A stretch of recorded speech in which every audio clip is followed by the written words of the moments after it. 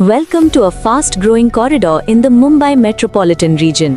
Mumra on one side, Shil Road on the other. Strong connectivity already in place. Strategically located on the upcoming Airoli-Mulund Link Road, this project is set to rise with the city's next big growth wave. From here, you're directly connected to Mumra MM Valley, Shilphata and Diva. Presenting Sahyadri Homes, spacious 1 and 2 BHK homes crafted for modern living. Just 2 minutes from Shilphata Junction and around 25 minutes to Navi Mumbai International Airport. Schools, hospitals, malls and stations, all within easy reach. Sahyadri Homes, where comfort meets growth. For more information, please contact on the numbers given below. Mumbra की सरजमीन जो है ना बहुत अच्छी है, लेकिन हमारी कुछ गलतियां, हमारी कुछ सुस्ती, हमारे नेताओं की कुछ लापरवाही बोलने में मुझे कोई हर्ज नहीं है। हम लोग मुमरा में अच्छी तरह से काम नहीं कर पाए। और अभी हम शब्बीर भाई से बात हुई, शब्बीर साहब बिजनेसमैन है और राजनीति समझते हैं अच्छी तरह से, तो इनको हमने कहा कि भाई आप समाजवादी पार्टी में आइए, तैयार हुए। और जिस दिन से वो आए हैं, अध्यक्ष बनाया उनको, एक मुमरा में नई रूह फूंक दी गई है, एक लोगों में जोश है, एक जज्बा है लोगों में काम करने का। तो मुझे उम्मीद नहीं बल्कि पूरा यकीन है मुझे कि मुमरा में अब जो है समाजवादी पार्टी का अगला एमएलए होगा, ये हमारी पूरी कोशिश। और मैं पूरी ताकत के साथ जितना गोंडी में काम करूंगा, जितना भिवंडी में करूंगा, उतना ही काम मैं मुमरा में करूंगा। मैं एमएलए कहीं और के लिए भले चुना गया हूँ, लेकिन मैं मुमरा का भी एमएलए हूँ। ॲज ए एमएलए जितना मैं काम कर सकता हूँ इनके साथ मिलकर करूंगा। अभिवासमीचे आपण पाहिलं तर विधानसभेची निवडणूक झाली, खासदारकीची निवडणूक झाली, आता काही दिवसापूर्वी नगरसेवकाची निवडणूक झाली। कुठेतरी पक्षाच्या माध्यमातून आपण कम पडले असं वाटते का तुम्हाला, किंवा त्यासाठी काय काय सुधारणा ज्या पक्षाच्या माध्यमातून करणार? नहीं, बिल्कुल मैंने पहले कह दिया कि हम कम पड़े यहाँ पे, हमारा संगठन यहाँ नहीं बना, हमारे पास कोई पावरफुल नेता नहीं यहाँ काम करने वाला था, तो इसलिए हम कम पड़े। और हमने यहाँ सीटें लड़ाई नहीं, शायद एकाध कोई सीट लड़ी थी या नहीं, वो भी मुझे मालूम नहीं, और मैं खुद आया भी नहीं यहाँ पे। यानी मुमरा को हम लोगों ने कोई ज्यादा अहमियत इलेक्शन में नहीं दिया था, इसलिए कि हमारा संगठन यहाँ मजबूत नहीं था। और हम वोट काटने वालों में से नहीं है कि हम आए और वोट थोड़ा सा ले लें, बीजेपी चुन के आ जाए या सांप्रदायिक ताकतें चुनकर आ जाए।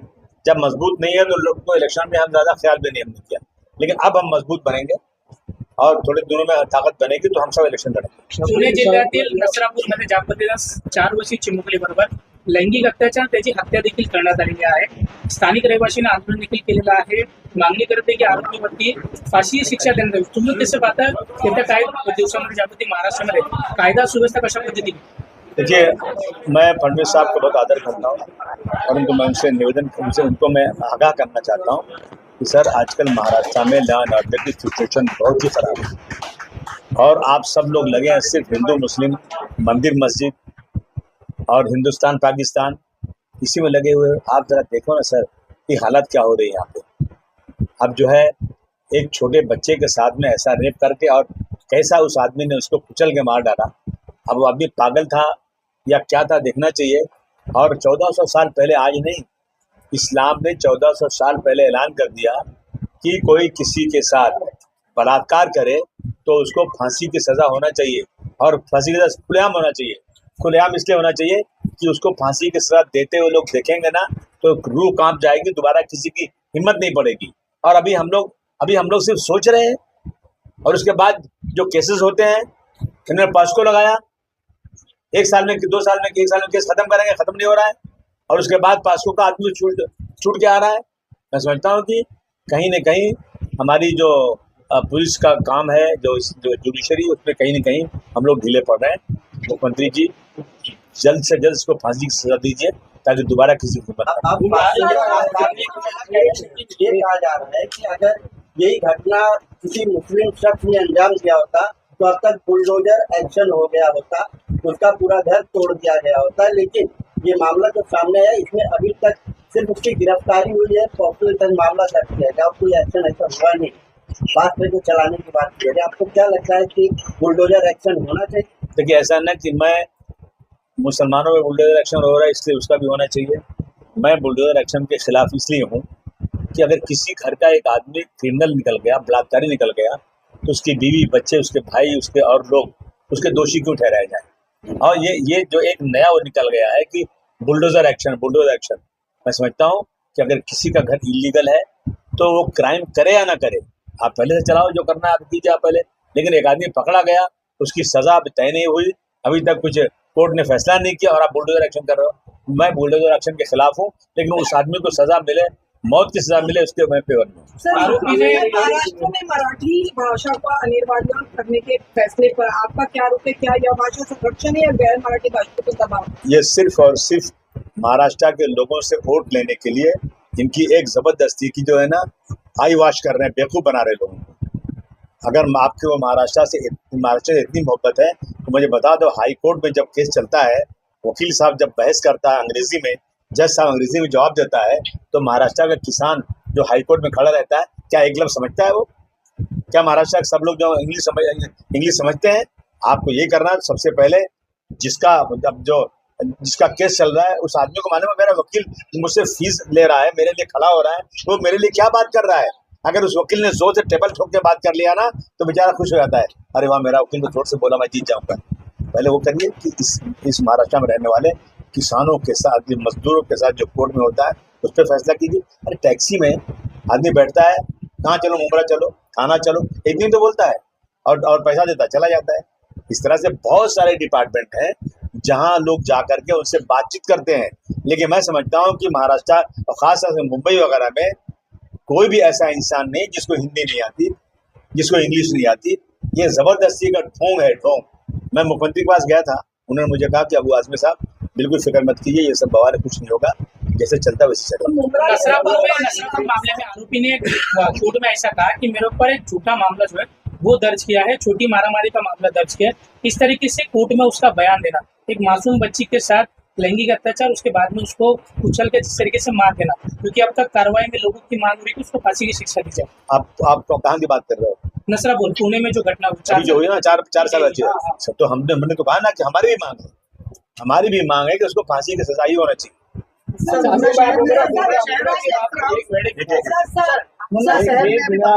आने को टाइम पे बकरा ईद का त्योहार है और ऐसे में मुंबई शहर में स्लॉट हाउस की कई सालों से बोला जा रहा है कि स्लॉट हाउस किया जाएगा, लेकिन नहीं किया गया।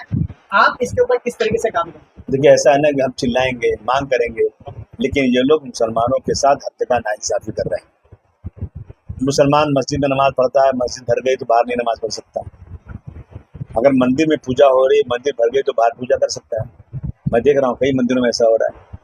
लोग सड़क पे जो है वो पानी लेकर जाते हैं, क्या बोलते हैं उसको, कावड़ लोग जाते हैं और वो कावड़ लोग पानी ले जाते, कई महीने तक सड़क गिर रहती है। हमने कभी एतराज नहीं किया, हम उस धर्म की इज्जत करते हैं, सम्मान करते हैं। भी पूना में जा रहा था, एक दिन मुझे लोगों ने कहा आसिम भाई जल्दी जाओ, वरना यहाँ पे जो वो निकलेंगे यात्री निकलेंगे, आप जा नहीं पाओगे, पहुंच नहीं पाओगे। और मस्जिद के बाहर अगर नमाज होती है तो ना नगाड़ा बजता है, ना गाना होता है, ना चिल्लाया जाता है। 10 से 15 मिनट की नमाज होती है और मस्जिद के बाद थोड़ी देर के लोग बाहर आते हैं, लेकिन सरकार उसको भी कबूल नहीं कर रही है। इस मुल्क में मुसलमानों के साथ लगातार ज्यादती हो रही है। अभी यहाँ पे अगर स्लॉटरिंग गाय और बैल की बंद है, आसाम के कहते हैं कि घर में खाओ जितना खाना है। क्या मतलब है? जब नॉर्थ ईस्ट के अंदर खुलेआम खाया जा रहा है, मतलब क्या गाय यहाँ पे भगवान है, पूजी जाएगी, और वहाँ गाय जो काटी जाएगी। एक ही देश के अंदर जहाँ नरेंद्र मोदी जी पूरे देश के प्रधानमंत्री हैं, लेकिन ये सब ना लोगों को वोट लेने के लिए बहकाया जा रहा है। अभी कुर्बानी ये बकरीद जो आ रही है, हम बार-बार मांग कर रहे हैं और एक जीआर भी आया हुआ है कि जब जानवर आएगा और उस जानवरों की चेकिंग करना है तो कोई बजरंग दल, कोई भी संगठन का आदमी बिल्कुल उसको छू नहीं सकता, पुलिस उसको चेक करेगी।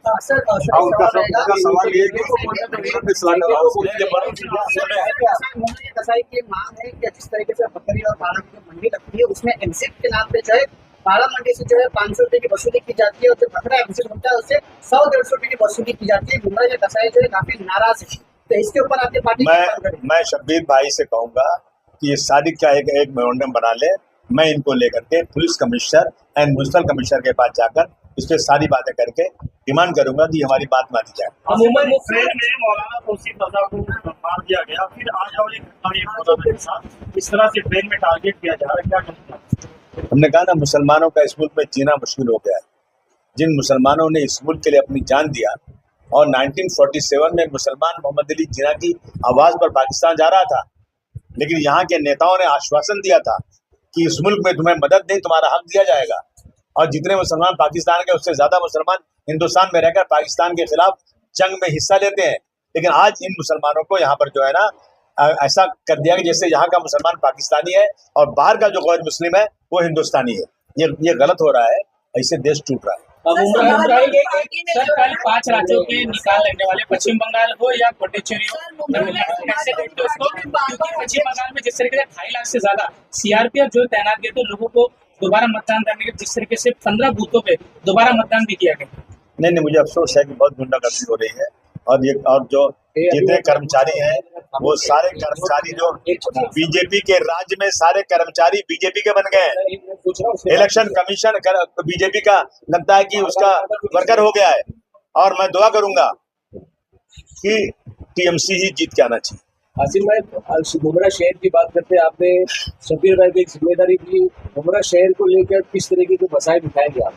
जो भी मसाइल होंगे, सड़क से लेकर पानी, सड़क, गटर, पुलिस, म्यूनिसिपैलिटी, जो भी काम होगा, SIR, सब चीज पर, टोरेंट, हर चीज पर यहाँ शब्बीर भाई मेमोरेंडम बनाएंगे, हम जाएंगे, घेराव करेंगे और मांग करेंगे कि हमारी मांगें पूरी की जाएं। सर, मुमरा में देखा जा रहा है कि बार-बार प्रेसिडेंट जो है बावजूद जो हालात में खास बदलाव नहीं दिखाया किया आपको, क्या आपको लगता है कि शब्बीर खान के आने से जमीन पर फर्क पड़ेगा या सिर्फ चेहरा बदलने की? नहीं, आप सभी को लगता है कि शब्बीर भाई का आने अच्छा लगेगा। सभी को ऐसा लग रहा है, मुझे नहीं लग रहा। मुमरा के मसाइल पे अध्यक्ष जो है हर बार बदलते गए, अब नहीं बदलेगा। नहीं, अध्यक्ष का चुनाव हो या विधानसभा चुनाव हो, समाजवादी पार्टी की तरफ से कैंडिडेट नहीं उतारे जाते और कोई भी शहर का मुद्दा रहता है तो वो समाजवादी पार्टी के कोई भी लीडर बाहर नहीं आते।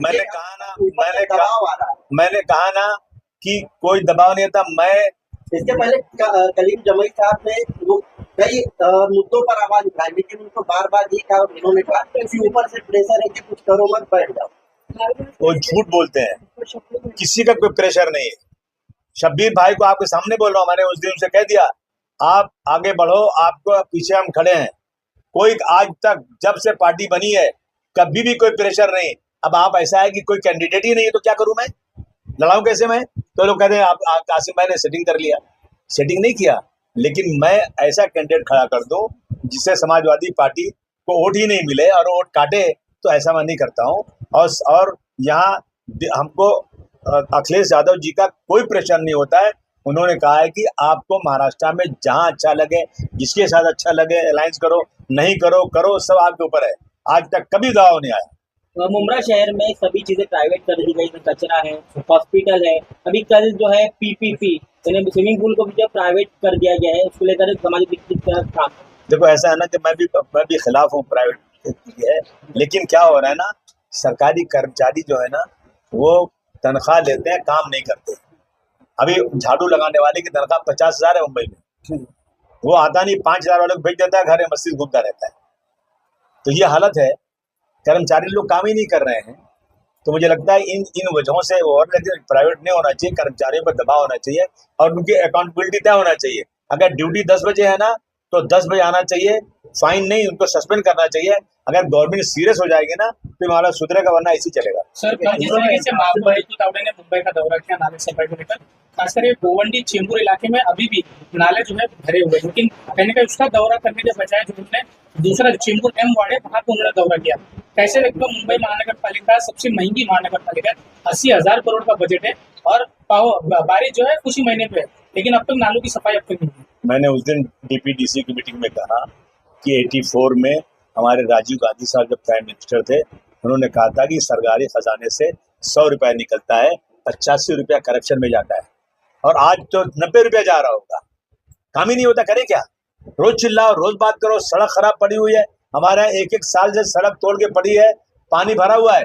अभी हमने उस दिन बहुत एहतियात किया, बहुत बात कमिश्नर से किया, लेकिन सरकारी ये जो है, ये लोग जो है भ्रष्टाचार में डूबे हैं, नीचे से ऊपर तक रिश्वत चल रही है। मैं समझता हूँ कि जो नाले सफाई होती है ना, ऊपर से निकाल देते हैं, नीचे पड़ा रहता है, और उसको निकाल के नाले के ऊपर रखते हैं, 10 दिन बाद फिर वो नाले में चला जाता है। मुद्दा मुमरा के मुद्दों पर अगर कोई बात करना चाहे एकदम से इसकी बॉडी जो है ना बगैर किसी काम से इतनी लेट में आपने यहाँ पर ध्यान दिया दे रहा है, दुरुस्त है यार। और किसी के कुछ सवाल? इसमें एक सवाल है, बोलो। मुमरा के अंदर अक्सरियत है मुसलमानों की आबादी, लेकिन एक भी ईदगाह नहीं, और जो है मुसलमानों की आपकी देशी पार्टियां इसके ऊपर क्या बोलेंगे? कोशिश करेंगे, अब इनके नेतृत्व पे जाके ईदगाह मांगेंगे, एक भी ईदगाह नहीं यार मांगेंगे ईदगाह मांगेंगे। आसिम भाई, अपने पार्टी की जिम्मेदारी शब्बीर भाई को दी है, बहुत सारे नाम भी थे, लेकिन ऐसी क्या खास वजह है जो आपने शब्बीर भाई को पार्टी का जिम्मेदार दिया? शब्बीर भाई के आने से एक बाहर आ गई है, चारों तरफ लोग खुश हैं। लोगों की डिमांड थी कि अच्छे आदमियों को बनाइए, तो मैंने शब्बीर को जैसे बनाया सब खुश हो गए। इसलिए शब्बीर भाई एक जो है मजबूत आदमी है, बिजनेसमैन भी हैं, सबको जोड़ने की सलाहियत भी रखते हैं, और हमने इनको बनाया इसलिए। सर, विधान परिषद के चुनाव में जिशान सिद्दीकी को फिर एक बार एनसीपी की तरफ से उम्मीदवारी दी गई, कैसे देखते हो कि बाबा सिद्दीक के हत्याकांड के बाद जिस तरीके से 2024 के चुनाव में उनका जिस तरीके से पराजित होना बैंड रहा था, क्योंकि अब दोबारा उनको क्या कुछ उम्मीद लगा थी, क्योंकि मुसलमानों के रहनुमाई का विधानसभा और विधान परिषद में होना कितना महत्वपूर्ण है? नहीं, बिल्कुल उन्होंने पार्टी में दिया, मैं स्वागत करता हूँ उनका। उन्होंने किया, उनको बाबा सिद्दीकी की हत्या हो गई, और उसके अंदर ये थे क्या नाम है, बाबा सिद्दीकी के बेटे जिशान सिद्दीकी उसमें थे, उनको मिला है। लेकिन मैं समझता हूँ जिशान सिद्दीकी जिस पार्टी में है वो बीजेपी से उसका अलायंस है, बीजेपी से अलायंस है, और बेचारे उसमें हैं तो अच्छे आदमी हैं, लेकिन बोल नहीं पाएंगे। जब ये नाना का बेटा आगे कहता है मस्जिद में घुस के मारूंगा, उसके खिलाफ खड़े हो नहीं सकते। जब मुसलमानों के साथ ज्यादती हो रही है, उनके लोगों को मारा जा रहा है, तो बोल नहीं पाएंगे वो, क्योंकि उसमें अलायंस में है वो। मुबारकबाद उनको देता हूँ, क्या कह सकता हूँ। शब्बीर भाई, मेरा आपसे एक सवाल रहेगा कि जिस तरीके से आसिम भाई ने आपके ऊपर पूरा भरोसा जताते हुए कलवा मुमरा विधानसभा का आपको अध्यक्ष बनाया, तो आप उनके भरोसे पे कैसे खड़े उतरेंगे और पार्टी और संगठन को मजबूत करने के लिए क्या रणनीति अपनाएंगे? मैं जनाब अबू आसिम आदमी साहब का बहुत शुक्रगुजार हूँ कि इस जिम्मेदारी के लिए उन्होंने मुझे अपना लायक बनाया, लायक समझा और मुझे इसकी जिम्मेदारी दी। मैं इंशाअल्लाह जो भी इनके विजन्स हैं, जो इनके इरादे हैं, और जो पार्टी इंशाअल्लाह चाहेगी, मैं उसको पूरा उतरने की कोशिश करूँगा।